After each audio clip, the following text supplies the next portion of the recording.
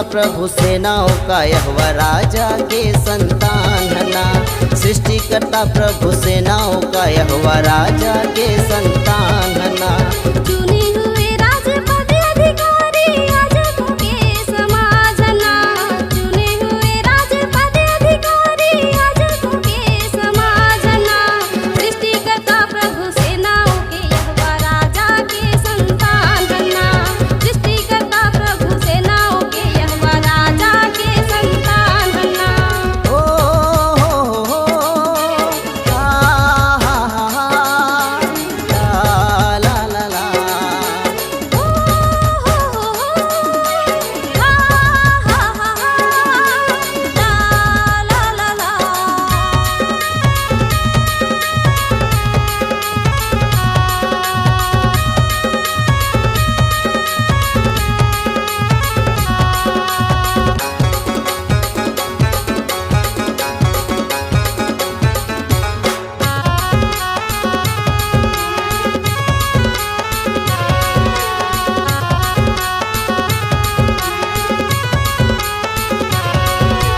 रहे है वचन मया हुल है रही तैयारी मना।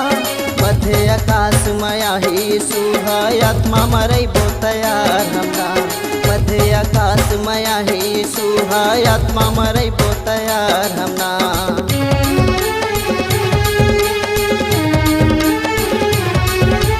रहे है वचन मया हुल है रही तैयारी मना। मध्य आकाश माया ही सुहाय आत्मा मरई बो तैयार हमरा। मध्य आकाश माया ही सुहा आत्मा मरई बो तैयार हमरा। चुने हुए राजपद अधिकारी याजकों के समाज ना। चुने हुए राजपद अधिकारी याजकों के समाज ना। सृष्टि करता प्रभु सेनाओं के यहोवा राजा के संतान है ना। सृष्टि करता प्रभु सेनाओं के यहोवा राजा के संतान है ना। ओ हो ला ला ला।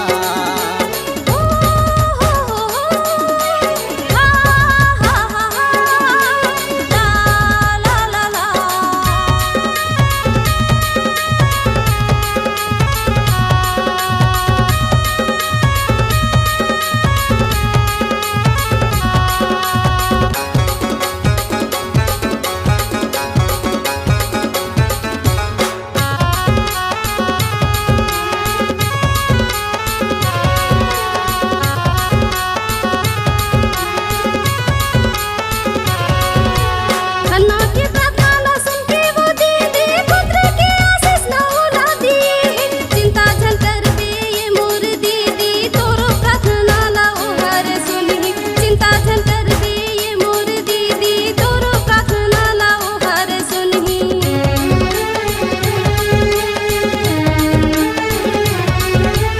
हन्ना की प्रार्थना न सुन के वो दीदी पुत्र की आशीष न उड़ा दी। चिंता झल कर दे ये मोर दीदी तोरो प्रार्थना ला उहर सुनी। चिंता झल कर दे ये मोर दीदी तोरो प्रार्थना ला उहर सुनी। चुने हुए राजपद अधिकारी याजकों के समाज ना। चुने हुए राजपद अधिकारी याजकों के समाज ना। सृष्टि करता प्रभु सेनाओं का यहोवा राजा के संतान है ना। सृष्टि करता प्रभु सेनाओं का यहोवा राजा के संतान है ना। ओ हो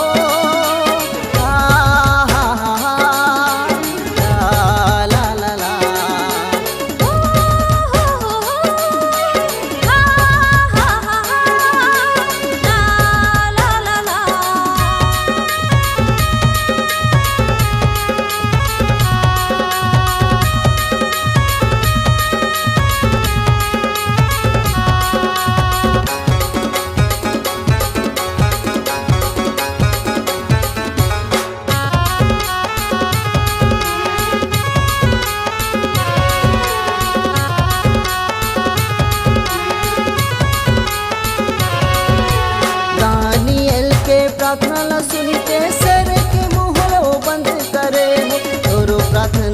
सुन के वो संगी आत्मा मतोला वो शांति देही।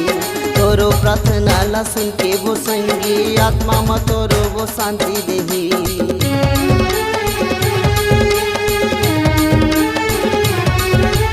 दानियल के प्रार्थना ला सुन के सर के मुँह ला वो बंद करे। तोरो प्रार्थना ला सुन के वो संगी आत्मा मतोरो वो शांति देही। तोरो प्रार्थना ला सुन के वो संगी आत्मा मतोरो वो शांति देही। चुने हुए राजपद अधिकारी आज को के समाजना। चुने हुए राजपद अधिकारी आज को के समाजना। सृष्टिकर्ता प्रभु सेनाओं का यहोवा राजा के संतान ना। सृष्टिकर्ता प्रभु सेनाओं का यहोवा राजा के संतान